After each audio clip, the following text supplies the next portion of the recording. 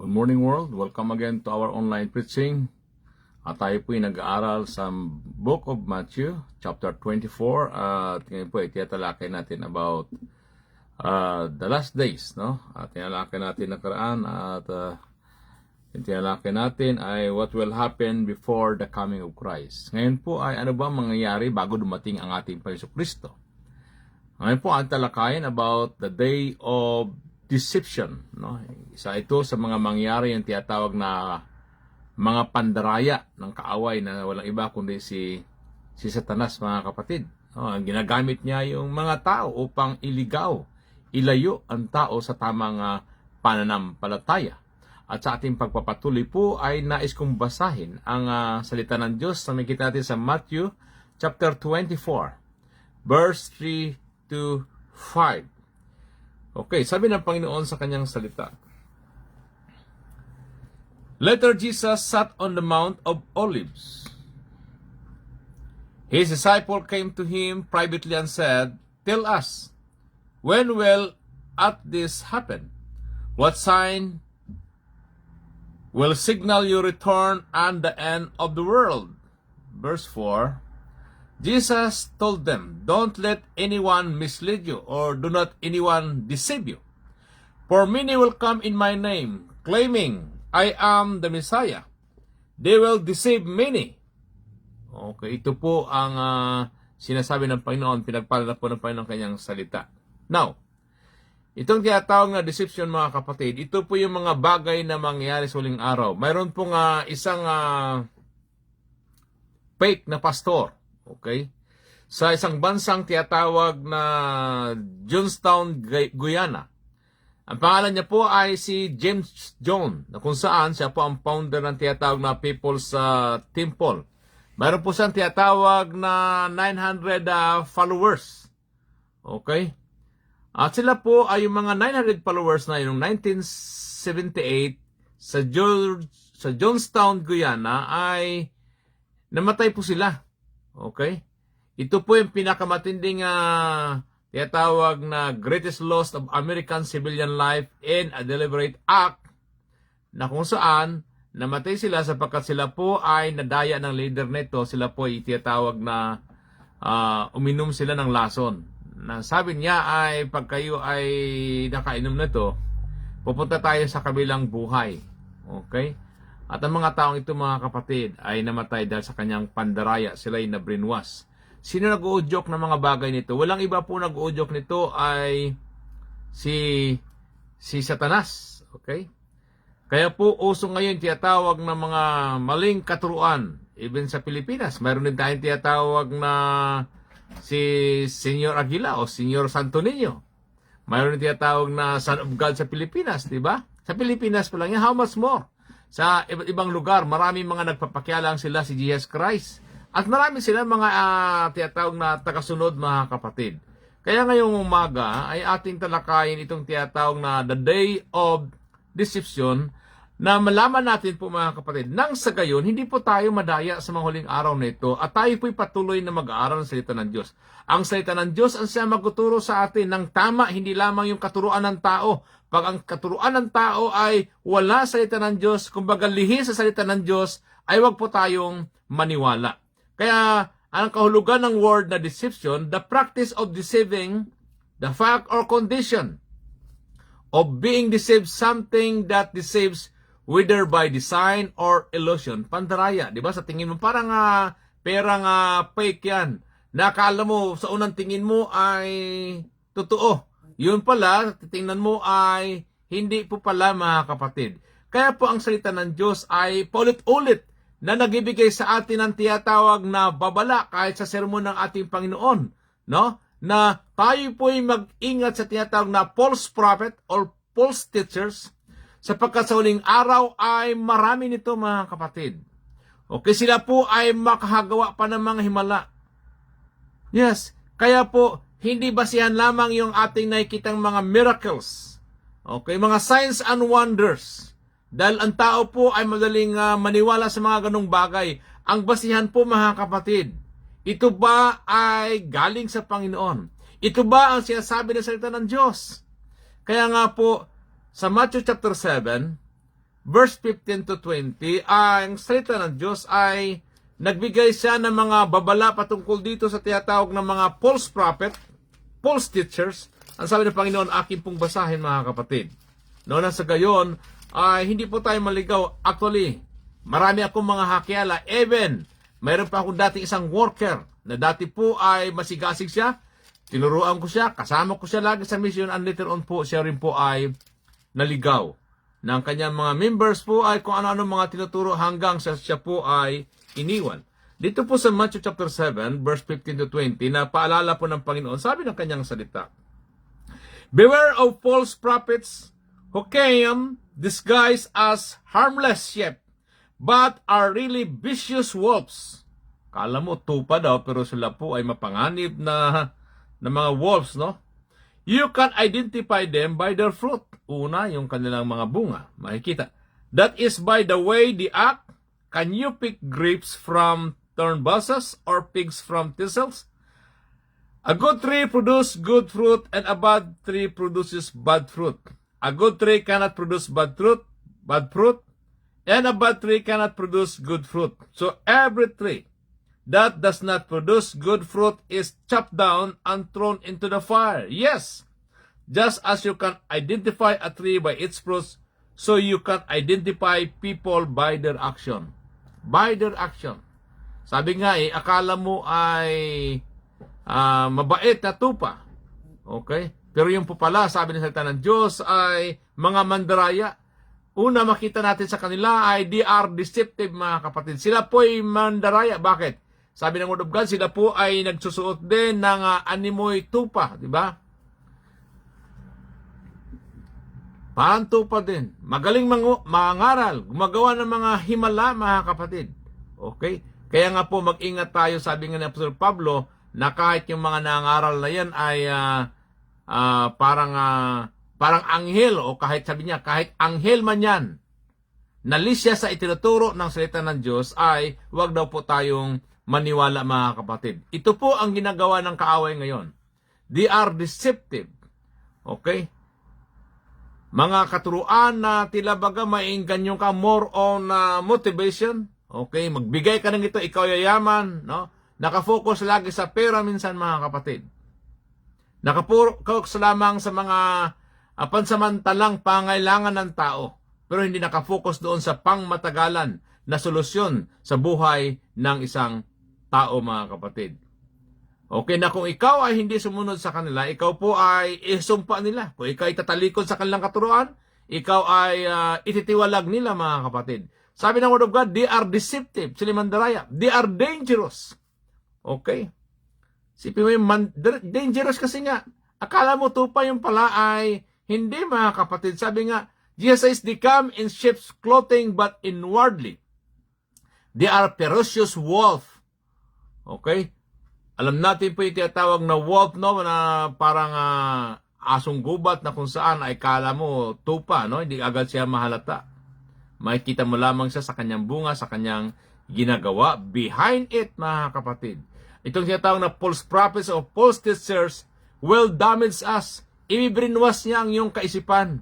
Kaya po mga kapatid, kailangan alamin natin, siguraduhin natin kung ano ang ating pinapakinggan, yan ba'y talaga galing sa Panginoon sapagkat magaling sila sa tinatawag na reasoning. Logical reasons, mga kapatid. Okay? Kaya nga po ang ating Apostol Pablo ng panahon yun, sabi niya, in 1 Timothy chapter 4 verse 1, increase in deceptions during the last days, sabi niya, he wrote, let no one deceive you by means, for that will not come unless the falling away come first and the man of sin. Ibig sabihin, yung the man of sin, walang iba po kundi si Antichrist. Sa sunod po yung ating talakayan about the Antichrist. No? Man of lawlessness. Si Satanas po mga kapatid. Okay? Na kung mayroon tayong Christ, mayroon yung Antichrist, laban kay Kristo. Okay, so mga kapatid, ito yung babala sa atin. They are dangerous sa mga huling araw na ito. At ngayon ang ating tanong ay, how can we recognize yung tinatawag na counterfeit Christianity? Sila po ay may tinatawag na different source of teaching. Iba yung kanilang ginagamit kaysa salita ng Diyos. sa atin po, yung ating basihan ng katuruan ay walang iba kundi ang salita ng Diyos. Sa kanila po, bukod doon sa ginagamit lang nila ang salita ng Diyos na pandagdag sa kanilang mga maling katuruan. Kaya nga po, ang sabi ng 2 Peter. 2 Peter chapter 1, verse 16, sabi ng Word of God. When we told you about the power and coming of our Lord Jesus Christ, we did not follow any clever mights. Rather, we were eyewitnesses of His majesty. Hindi sila niwala sa mga sabi-sabi lamang, kundi sa bawat salita ng Diyos. Kaya nga ang babala dito sa Galatians chapter 1, verse 8 to 9, sabi dito, but even if we or an angel from heaven should proclaim to you a gospel contrary to what we proclaim to you, let that person be condemned. Sipin mo yun, kung contrary yung itinuturo. What we have told you in the past, I am now telling you again. If anyone proclaims to you a gospel contrary to what you receive, let that person be condemned. Paulit-ulit na sinabi ni Apostola Pablo sa Galatians chapter 1, verse 8 to 9. Okay? Ngayon po mga kapatid, gumagawa sila ng mga sarili nilang aklat para suportahan ang kanilang mga false teaching. Ang atin pong basihan ng tinatawag na katuruan ay walang iba kundi ang salita ng Diyos, mga kapatid. Okay? Kaya po, makikita natin dito na una, they have different kinds of source of teaching. Pangalawa, different character, mga kapatid. Makikita natin ang tunay na manampalataya, no? Sabi nga ng Panginoon, makikilala natin sila sa kanilang mga bunga. Kung ang kanilang ginagawa ay hindi ayon sa salita ng Diyos, ay mag-ingat po tayo, sabi ng Word of God. For this very reason, you must make every effort to supplement your faith with moral character, your moral character with knowledge, your knowledge with self-control, your self-control with endurance, your endurance with godliness, your godliness with brotherly kindness, and your brotherly kindness with love. Ito yung dapat makita. May mga pagbabago sa buhay ng tao. Okay, nako ang purpose itong mga nagtuturo na ito, una ay magkaroon sila na tinatawag na parang authority, na parang sila na ay mas higher pa sa Diyos. Okay? Na parang kontrolin yung tinatawag na kaisipan mo. Sila yung kukontrol sa gagawin mo. Lahat ng aspeto ng buhay mo ay pakikilaman. Parang wala kang sariling kaisipan. Once na makuha nila yung tinatawag na kaisipan mo, mga kapatid, sunod-sunod ka na kahit mali yung gagawin nila. Susunod ka sa kasi yun. Sabi niya, bawal ang kumontra. Pag sinabi kong ganito, ganito ang gawin nyo. Mag-ingat po tayo sa mga ganong klaseng tao, mga kapatid. Okay? Iyan ang mga katuruan ng tinatawag na false teachers. To control you. Ano pa? The counterfeit Christian is marked by arrogance and slander. Nandiyan yung pagiging arrogante nila, mga kapatid, sabi ng Word of God. No? Kaya, sabi ito ng Panginoon sa kanyang salita. Sa 2 Peter chapter 2 verse 10, especially those who satisfy their flesh by indulging in its passions and who despise authority, being bold and arrogant, they are not afraid to slander glorious being. Diba? Wala silang takot, mga kapatid. They are expert in greed and adultery, sabi sa verse 14. With eyes full of adultery, they cannot get enough of sin. They seduce and steal souls and have had their hearts expertly trained in greed. They are doomed to a curse. Diba? Ang basihan lamang ng paglilingkod, puro nakabase sa pera. Diba? Laging may inihingi.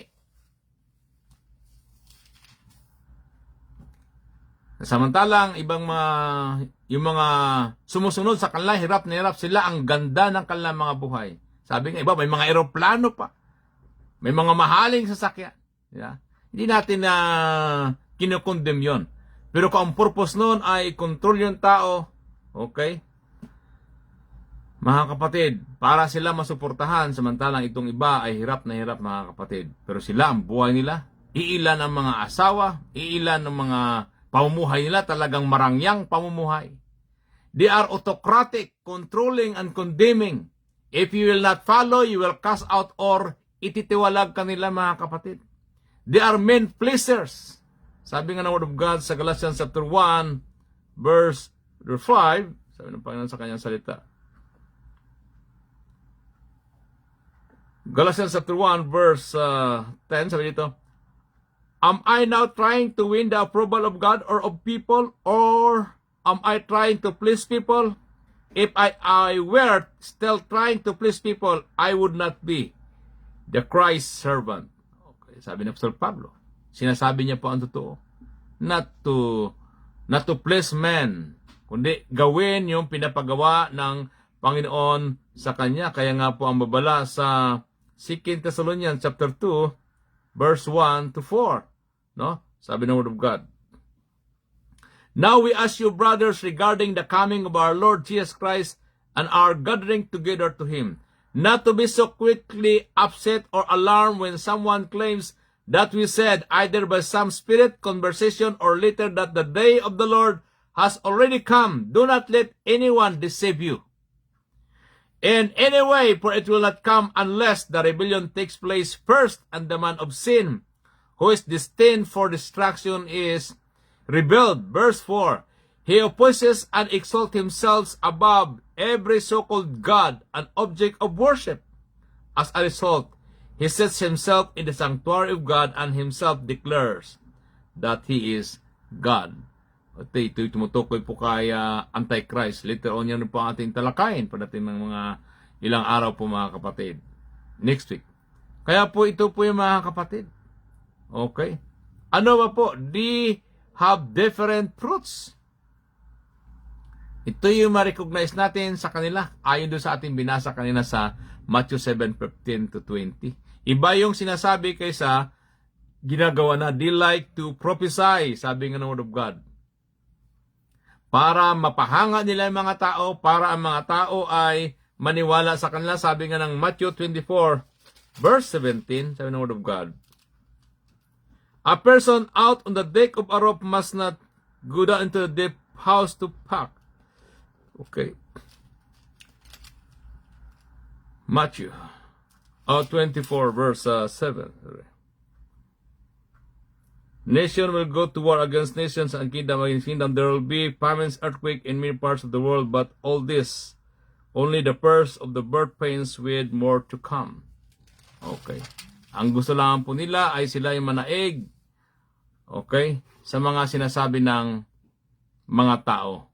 Now, kaya po mga kapatid, ito yung bunga ng tinatawag na mga deceivers. Ano po ba yung mga 9 types of deception? Pakinggan po natin. Ito yung mga siyam na paraan na sila po yung makapanday. Una, sa pamagitan ng religious deception. Sabi ni Apostol Pablo sa Colossians chapter 2 verse 16, therefore let no one judge you in food or in drink or regarding a festival or a new moon or Sabbath. Okay? Nakabase lamang doon sa mga lumang paraan paano maligtas. Ang kaligtasan ay by good works, mga kapatid. Okay, gawin mo ito upang ikaw maligtas. Ito yung mga susundin mo para ikaw maligtas. Diba? Kaya po mga kapatid, sabi nga dito, fasting without godliness is an illustration of religious deception. Forbidding people to marry is religious deception. Declaring people holy for keeping man-made rules of righteousness is a deception. Diba? Itong gawin mo para ikaw makapasok sa langit. Man-made ways of salvation. Ano po yung tinatawag na doctrinal deception? Ika'y kaya lang dayain sa pamamagitan ng kanilang mga false teaching. Okay? Iba ang kanilang paniwala kay Kristo. Alam niyo ba na ang paniwala ng Kristiyano at sa Muslim ay iba ang kanilang paniwala kay Kristo? Ang paniwala nila kay Kristo ay isang propeta lamang. Ang paniwala nila kay Kristo, hindi siya namatay. Kundi ang kanilang paniwala, si Kristo po ay pumunta lamang sa langit. At sa takdang panahon, siya rin po ay babalik sa utos ni Allah. Yun ang paniwala ng mga Muslim. kay Kristo. Iba po ang kanilang paniniwala. Kakaiba sa atin. Si Kristo po ay naparito, namatay at nabuhay na muli. Sa kanila po hindi. Hindi sila niniwala na si Kristo ay naipako para mamatay sa kasalanan ng mga tao. Iba ang kanilang paniniwala. Iba rin po ang paniniwala nila ng kaligtasan. Diba? Ng mga false teaching. Alam natin na ang kaligtasan sa atin, it is by faith. Ito ay by grace. It is a free gift of God. It is not by works. Iba rin po ang paniniwala na sa Holy Spirit ng mga false teaching nito. Diba? Kagaling po sa mga saksing Jehovah. Ito lang ay force ang tawag na sa Holy Spirit. Sa atin po, it is a person. No? Iba rin po ang paniniwala sa judgment. About the end times, iba po ang kanilang mga paniniwala. Okay. Kaya po mga kapatid, diyan lamang sa pagkakilala kay Kristo, iba na ang kanilang paniniwala. May mga taong naniwala si Kristo ay tao lamang. May mga naniwala si Kristo talaga ay, di ba? Propeta lamang, teacher lamang. Pero sa atin mga kapatid, na mga mananampalataya, tayo naniwala na si Kristo po ay nagkatawang tao. Bakit nagkatawang tao? Kasi Diyos siya na nagkatawang tao. At siya po ay namatay para sa ating kasalanan. Kasi kung natili siyang Diyos, hindi po talaga siya mamamatay. Kaya nagkatawang tao siya upang mamatay sa ating mga kasalanan. Upang ikaw at ako, mga kapatid, ay makatanggap ng kaligtasan. Purihin ng ating Panginoon, mga kapatid. Isipin mo yun. Ang ating Panginoon Kristo, hindi niya inisip ang kanyang sarili. Hindi niya inisip ang kanyang kapakanan. Hindi niya iniisip ang kanyang pinanggalingan at kung sino siya. Ang iniisip niya ay tao. Tayo na mga tao. Na nais na tayong lahat ay maligtas, mga kapatid.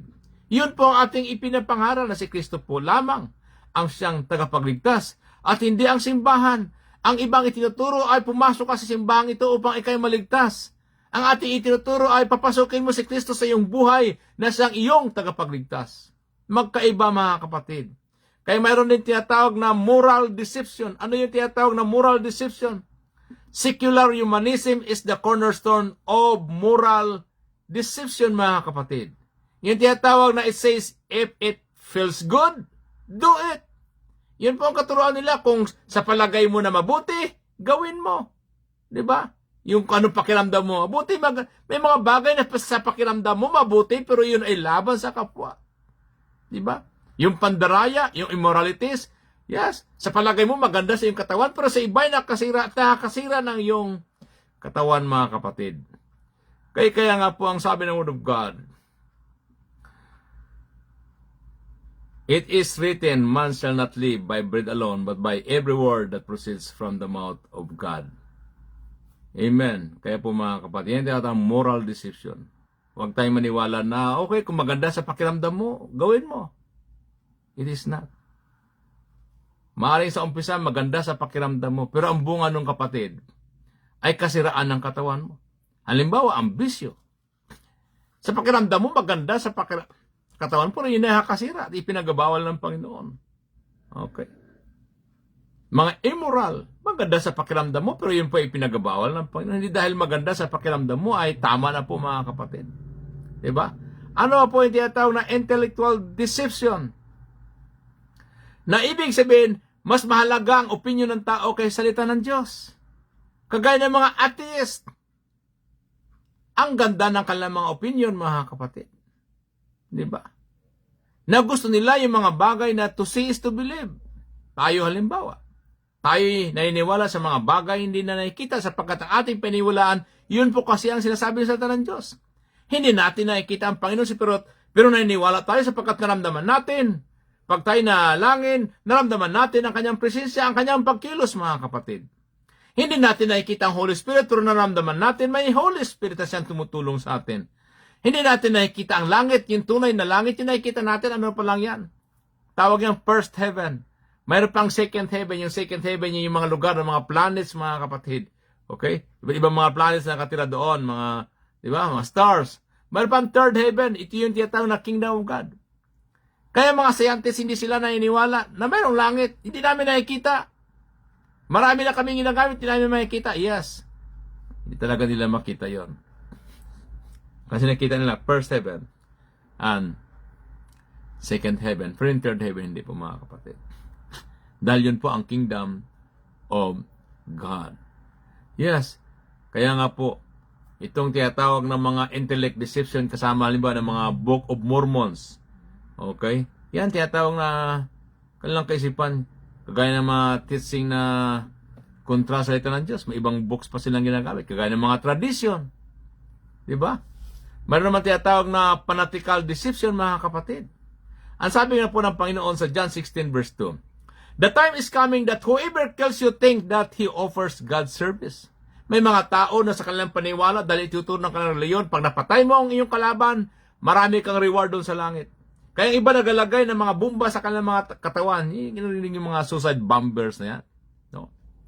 Kasi isip nila niyan, pag sila nakapatay ng mga kalaban nila, pupunta sila sa langit, sasalubungin pa sila ng mga anghel doon, okay? Ng mga virgin doon sa langit.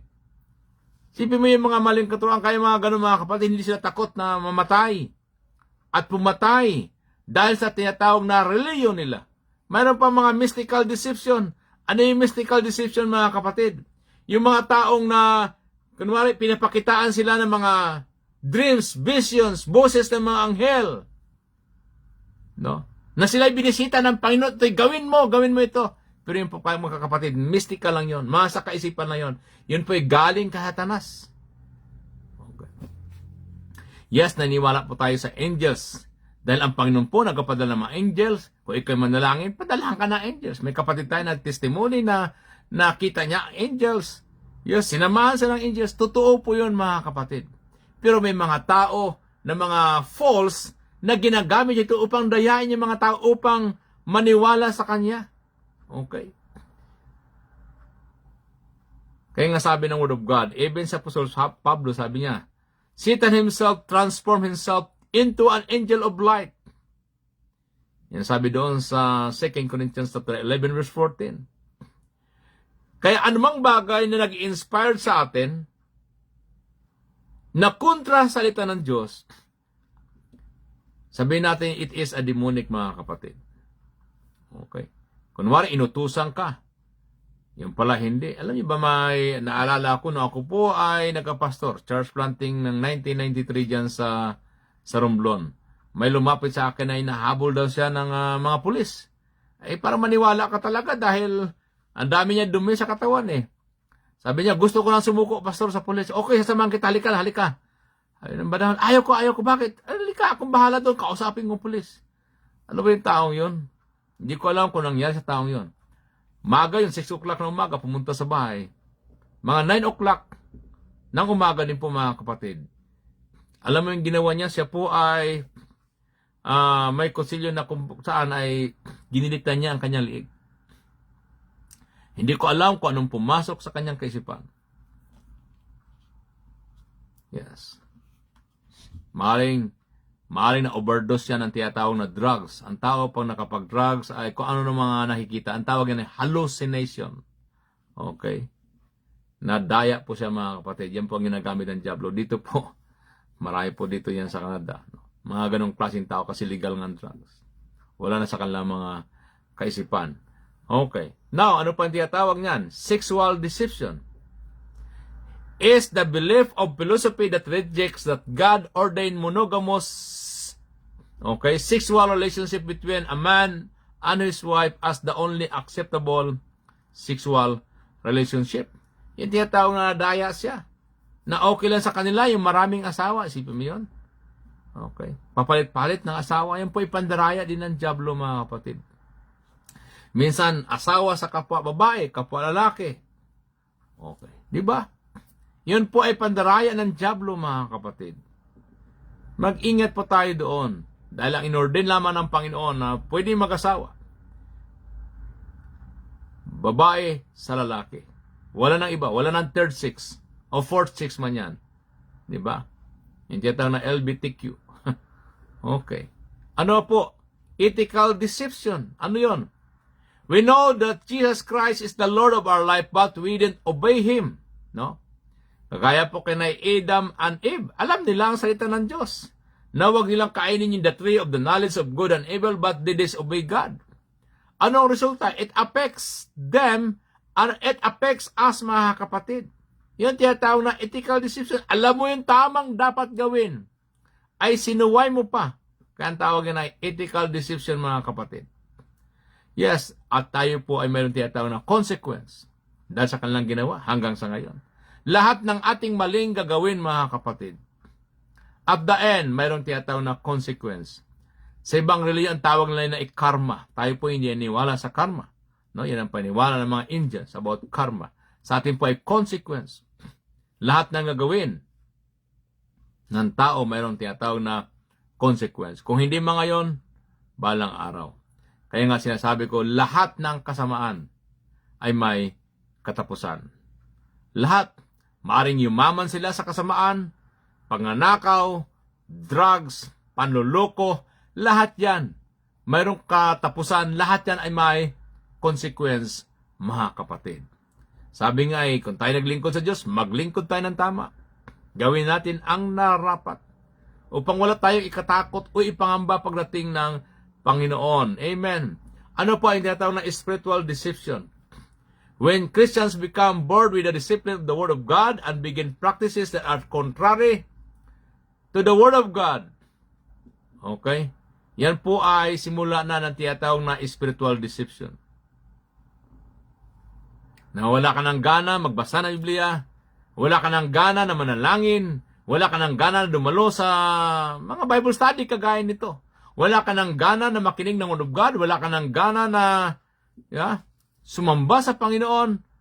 Ang tawag yan ay unti-unti na yung pumapasok ng tawag na spiritual deception. Baka iba na ang kinahumalingan mo. Nawili ka doon sa mga bagay na yon, mga kapatid. Mag-ingat po tayo, mga kapatid. Now, paano natin maiwasan yung mga ganitong bagay? Patuloy po tayo na mag-aaral ng Word of God. Yung commitment natin sa pag-aaral ng Word of God. Sabi nga ng Word of God sa John chapter 8 verse 32. Ye shall know the truth, and the truth shall set you free. Mamapalaya tayo. Ano pa? Commitment sa ating pananalangin sa Panginoon. Commitment sa ating paglakad sa Panginoon. Amen. Commitment po natin sa tinatawag na pagsunod sa Panginoon at siyempre sa pag-obey doon sa mga nakakataas sa atin. Amen. At obey sa salita ng Diyos. Sabi nga ng Word of God, be the doers of the Word. Okay? Respect it above your opinion ang salita ng Diyos. Respect above man's knowledge ang Word of God. Respect above the trends of society. Respect it enough to live by.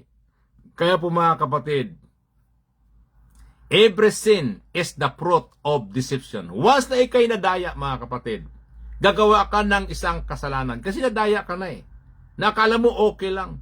Nasabihin mo, hindi naman ako mahuli.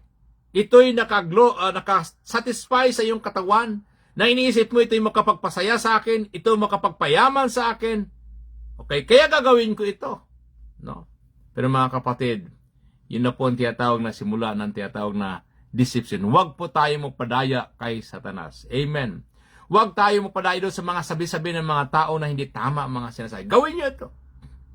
Na ako'y kabataan pa ay, mag-inom tayo, maligarilyo ko, okay ito, normal lang ito. Oo, mag-sex tayo. Salamat sa Diyos po sa kanyang pag-iingat. Kasi iniisip ko, ano ang magiging bunga nito kung gagawin ko ito? Ito kayo makaka-apekto sa akin? Ito kayo makaka-apekto sa aking relasyon sa Diyos? Ito kayo makaka-apekto sa aking relasyon sa aking mga mahal sa buhay? Kaya napakahalaga na bago ka gumawa ng desisyon, isipin mo muna. Hindi lamang ang iyong sarili. Isipin mo muna ang Diyos una. Halimbawa, ikay nagalit. Huwag ka agang magpadalos-dalos sa iyong emosyon. Isipin mo ang Panginoon. Dahil ang galit, di ba? Madali ka makapatay. Akala mo, ang liit lang ng tao pa ikay galit. Pero tingnan mo yung tiyatawag na consequence ang bunga ito, mga kapatid. Kaya huwag tayong padaya sa ating mga sariling naramdaman, sa ating mga emosyon, sa ating mga nakikita. Kaya maraming mga taong nabudol-budol, di ba? Na-scam. Dahil sila'y nadaya, mag-ingat po tayo. Alamin natin bakit ako ino-operan ng ganito. Sino ba siya? Kahapon may nag-offer, okay, pag mag-text ka sa akin ng ganito, ibibigay ko sa iyo yung ganito. Di ba? Sabi ko, wag na po. Give it to others. Di ba? Kaya po, mga kapatid, pag naengganyo tayo sa mga ganung mga bagay, madali na tayo madaya at makuha na yung isip mo. Kasi na-brainwash ka na, itong gawin mo, para kay kumita. Di ba? Kaya sa ating panahon, maraming mandaraya. Ang sabi ng Panginoon, mag-ingat tayo na wag tayong madaya. I pray mga kapatid, amen, sa panahon ngayon, na patuloy po tayong mag-aral ng salita ng Diyos, manalangin, at kung may mga bagay na mga pag-aalinlangan at pagdududa mga kapatid, magtanong ka sa mga taong godly people, o kuya, ate, o pastor, o sino man ng mga leaders. Magtanong ka, tama kaya itong gagawin ko? Okay? Pag-isipan mo, pagbulay-bulayan mo. Kung nagawa ko kaya ito, ano ang magiging bunga sa akin ito? Amen. Nang sa gayon ay mailayo tayo sa mga ganong sitwasyon. Yes, kaya po mga kapatid, manalangin lagi tayo sa Panginoon. Amen. Sa mga huling araw nito, marami mga mandaraya, parang layo nito ay iligaw ka, ilayo ka sa Panginoon at sirain ang iyong buhay. Amen. Tayo po ay manalangin. Dakila pa lang Diyos, nagpapasalamat po kami sa iyong kabutihan, sa iyong biyaya at pagkapala, sa mga paala sa amin sa huling araw nito, Lord. Walang exempted, Panginoon, na maraming mga mandaraya sa mga huling araw nito. Ang dalangin namin, buksan mo ang aming espiritual na pangunawa. Na huwag kaming madaya ni Satanas, Panginoon. Bagkos ang iyong salita ang maging basehan namin sa aming paglilingkod sa iyo, Panginoon, at kung anong narapat, Panginoon, anong tamang katuruan na galing sa iyong mga salita, O God. Pagpalain mo po mga kapatiran na kasama namin ngayon, online. Ano po mga prayer request nila, Panginoon. Maring iba sa kanila ay may sakit. We pray for complete healing from head to foot, Panginoon. Ikaw bigay ng kagalingan, kalakasan sa bawat isa sa kanila, O God. We pray for maring financial needs, Lord. We pray for financial breakthrough. Supply ang kanilang mga pangailangang financial, Panginoon, sa kanilang mga bayarin. We are praying also, Lord, maging sa mga problema sa pamilya, maaring sa asawa, sa anak, Panginoon, Lord, tulungan niyo po sila. Maaring sa bisyo, Lord, tulungan mo po sila na may palaya, Panginoon.